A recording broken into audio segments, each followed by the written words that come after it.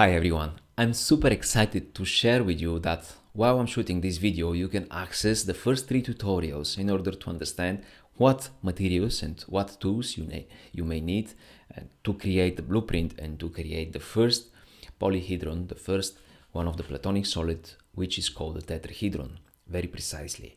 So what it's very important to know about this is that this is the one three-dimensional construction that has the smallest area, while from the other side the sphere has the biggest area. What makes this tetrahedron unique is that the distance between all the edges is the same. It's the only construction in the existence which has these specific properties. It's symbolizing the fire, the connection, the stability, the clarity, and many other things, but we're going to talk about this in another video. I will do my best to shoot more tutorials and to share with you more about how you can make more, let's say, complex construction like this one, which is actually many different small tetrahedrons combined into a big one, which is intersecting. There are two big tetrahedrons that they're intersecting each other, which is also called Merkaba. So the reason I'm shooting this video is to share with you different revelations that I found during that journey, because in the beginning, when start doing that, it was exciting, it was fun, it was very interesting to see, to use the imagination and use the tools like a torch, like a tin, like a copper wire that I never used before in my life, to see how I can make these things work. It was exciting because in the process it requires a lot of precision, so you have to go deep inside the process. The mind cannot work, you use your feelings in order to feel, to connect, and to the imagination to imagine different ways how you can approach this in order to make it possible, because it's very challenging. But later on I start to be more interested and find a sacred geometry, start to understand the space-time field, how they actually work, and many interesting things happen and appear. So one of them is that those constructions actually represent the interaction between the space and time fields. And what is actually space and time fields? Simply said, you may probably know that life or existence itself, you can see it as one whole thing, as a sphere, let's say, in a sense. There is nothing outside of existence, because the only thing that outside of existence is non-existence. But non-existence by definition does not exist. And because of that, this sphere actually, it's infinite. And the energy inside, it's always, in a sense, the same, because it's always infinite. You cannot put out from outside because there is nothing out, or the energy from inside cannot go out because there is nothing outside. It's only non-existence outside. So this one and the same energy can interact only with itself, and we can call this consciousness. The interaction with the same energy create different patterns and different ratio, interacting with itself, creating different effects like amplification, increasing or decreasing, but it's the same energy. It's like, in a sense, the water, which can be more low temperature, like ice, can be liquid, and can be a steam. Matter and energy are one and the same thing. It's the same substance. The only difference between the matter or the mass and the energy is that they're vibrating in a different rates. So the matter is vibrating in the slower frequency, in a slower rate, and because of that it's more concise, it's look more dense. When it's vibrating faster and faster, like the steam, the water become a steam and become, in a sense, invisible, become, in a sense, more invisible for us. We cannot perceive it with our five senses, because with our five senses we can perceive just slightly, very little bit from the spectrum of light, from the spectrum of sound, and from all other spectrums. There is a huge range outside our five senses. So the more interesting thing about this construction I found that actually represent the interaction between space and time fields. And the space and time fields are actually the basic building blocks of all matter and all energies. Okay, this is like to simplify it, because as we already said, the energy is one and the same. In order to create this oneness, to create multiplicity and abundance of different forms, it has to twist itself, like imagine like a circle, like twist itself, and you have the sign of infinity, and you have a polarity here. You have minus and plus, you have positive and negative, but you also have midpoint of a balance, midpoint of equilibrium, which is born, and also the tetrahedron symbolize this. You can see the polarity here, a plus and minus, or minus and plus, doesn't matter, and you have the center point here, which is connected, which is in the point of balance, which is connecting it. And you can see that's why this shape is so resilient, it's so sustainable, it's so strong.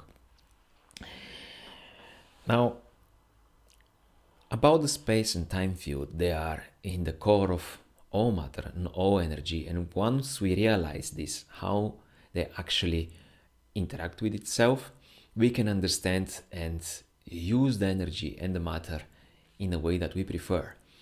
And the most simple way to understand the space-time fields is to see them like two forces, which they are two sides of the same coin.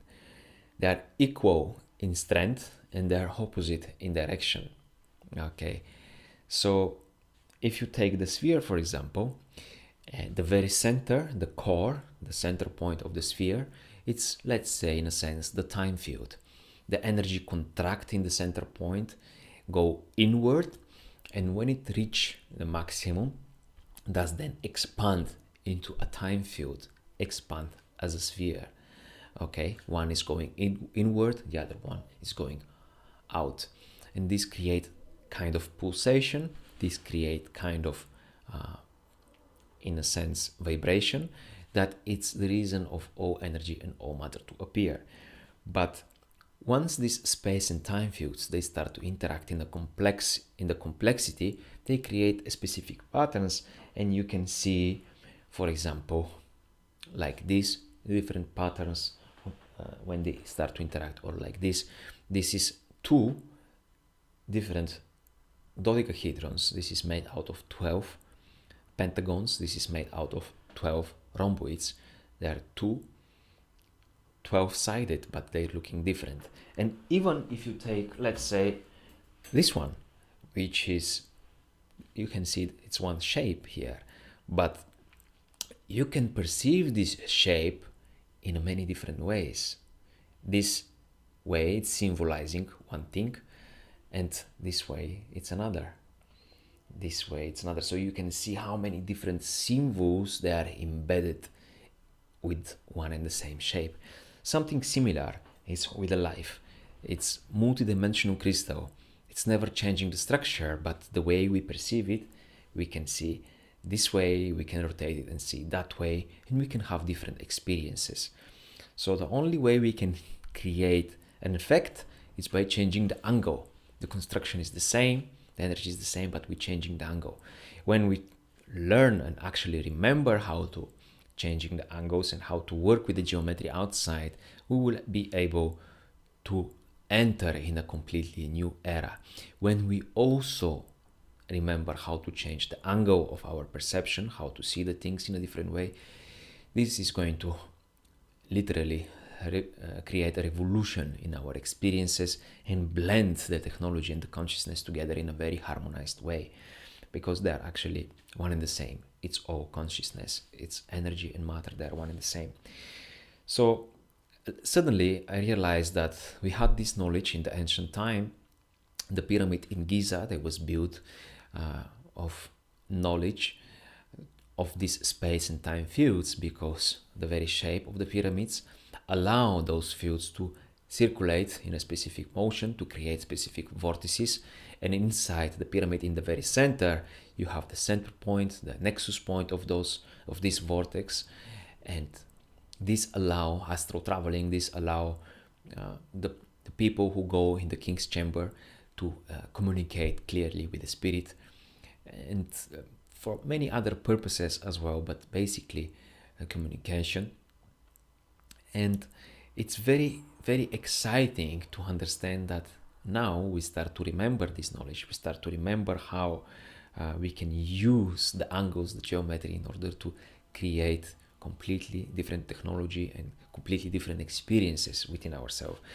Specifically, this construction, I measured it with vector analyzer, and I saw what I was expected. It was a very low standing wave. This means that has no resistance. It received a signal very well, but also it was very huge band of frequency.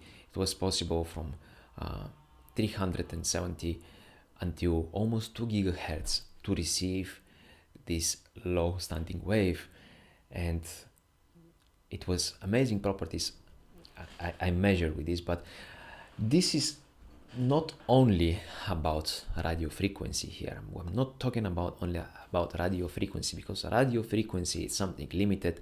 It's something that use the speed of light, which is 300,000 kilometers per second. Once we understand about this interaction about the space and time field, we can actually create communication devices which it will communicate in an instance. We're going to use a hyperspace. And this is the reason why so many advanced civilizations, they are using this technology, and this is the reason why we cannot see them, we cannot receive signal from them. We use our radio telescopes to send signal in the space, and we're waiting somebody to answer, but they don't use the same technology. They don't use the same technology because they use the hyperspace. The information that they send and they receive is in an instance, in a blink of an eye. It's not traveling through the space and time, because they're using the signature vibration of the space, and they know how to read it. All this knowledge is going to be available for us for the next few years once we start to explore more about our inner self, our inner world, and also to explore about the sacred geometry, how these patterns was created and how this space and time field were also interacting. Many of the ancient civilizations, they was using also crowns or different things on their head in the same purpose. It was in a specific shape which allow the space-time field to interact in a specific way, so they have a communication more clear with the spirit, with the invisible world, and this was very beneficial. It was only allowed for a specific people, for kings or somebody who is authority. Now, I will do my best to shoot more tutorials and to share with you how you can build more complex shapes. And here you can see this is one of the first one you can build. It's just the cube and the tetrahedron, but later on you can see that you can build anything you wish if you understand some basic principles. Well, at that moment I'm reading the book from different civilizations, from extraterrestrials, and they explain how we can use these space and time fields, how we can create literally devices like this one or something similar, and we can use it for communication, how we used to do it before in the ancient times, and what are the main principles. And it's very exciting. But in Alistair Center Inside, I will do my best to share more tutorials, to talk more, to create more videos, and to share with you more revelations, because as much we apply, as much we use from what we already know and we apply it, as much more information is giving to us, so as much more we are able to perceive. So if you have any questions, I will do my best to answer them here, or if you see this video on YouTube, I will do my best to answer in the comments. And this is it. I wish you to have an amazing day. I wish you all the best to receive everything that is relevant to you in your life, and to have an amazing journey, because life is something that it's good. Life is something that we just begin to discover. Thank you for watching, and I will see you inside. This is heavily heavily reliant on your willingness to fully explore and actively experiment in creating the environment in all ways you can. In other words, you need to immerse yourself. You need to, in a sense, almost overwhelm yourself with these shapes. Now, I do not mean the following in a negative way, but just to illustrate the point of how strongly this needs to be infused within your energy for the purpose and for the duration and for the timing that you want to achieve an effect, that you want there to be an effect. You must become obsessed in all ways, shapes, and form you can with creating these shapes. Cut them out of paper, cut them out of cardboard, make animations, make drawings, make sounds that go with them, get music, get color, get light, get everything, every ingredient. Otherwise, it will be like baking a cake and leaving out an ingredient.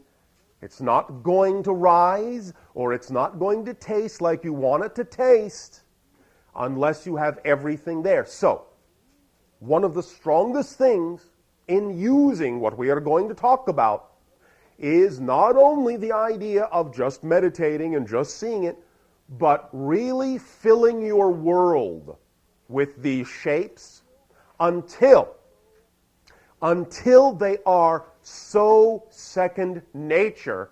Here's the key: until they are so second nature, you start to dream about them. When you start to dream about them, when you start to think in them, then you will be speaking the higher dimensional language. And when you can speak the higher dimensional language, you will understand when the higher dimensional language is spoken to you.